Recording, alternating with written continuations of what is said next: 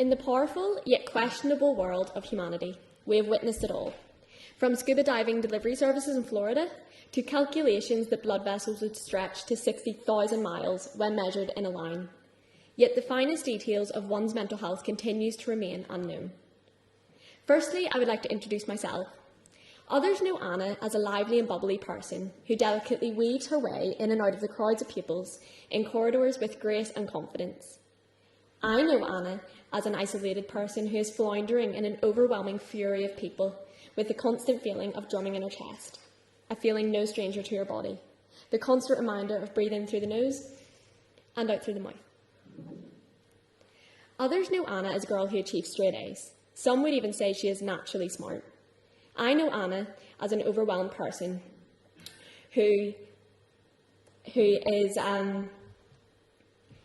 is constantly overwhelmed and drowning in schoolwork and coursework and exams. But I guess I had it all pretty well. If I were to ask anyone today to decipher between the term mental health and mental disorder, I believe it would be a great struggle. Maybe due to a lack of experience, but most likely due to a lack of education, which leads to people in today's society, like me, to shelter in the world's harsh reality of unrealistic expectations.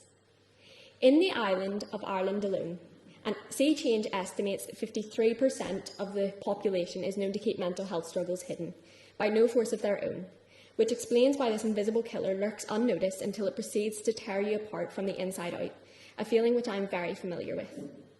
Imagine frantically sprinting down a hill, trying to flee your worst fear, making desperate attempts to vault over each rock and defying the exhaustion as you struggle treacherous angles, until you approach a sudden stop, where you have no other choice but to drag yourself back to the top to avoid the admittance of suffering from the anxieties constantly chasing you. This continuous cycle is exactly how it feels to journey through life with a mental disorder such as anxiety and depression, constantly fearing the judgment and hiding the pain. It is with both sadness and frustration that because of mental health difficulty, every 40 seconds another life is lost. With 40 seconds of your time, you may delve into a new TV series.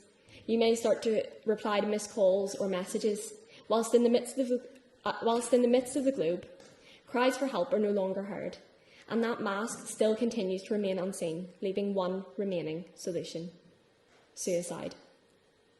But these killers can lurk in many different ways. Anorexia, bulimia, and binge eating are few of the eating disorders present in today's society.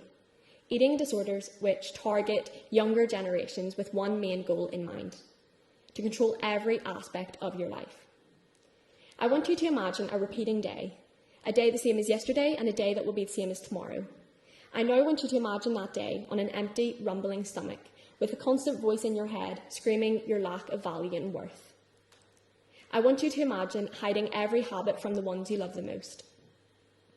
I want you to imagine looking in the mirror and seeing a distorted figure staring back at you with tired eyes, making you crave skinniness.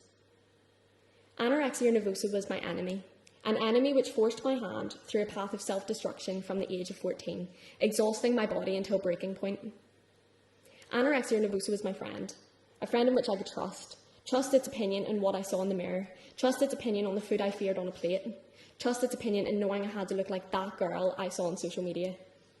I was possessed by my worst enemy.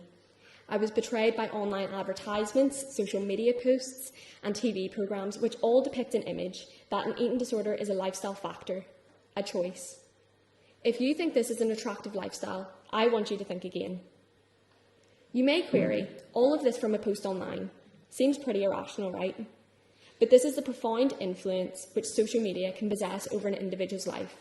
And unfortunately, the exposure to various age groups to this media maniac, this unrealistic beauty image, is only going to become more admirable as generations grow. I believe mental health is a work in progress. I believe mental health, alongside the correct equipment, creating a legacy and impact, will be truly life-changing.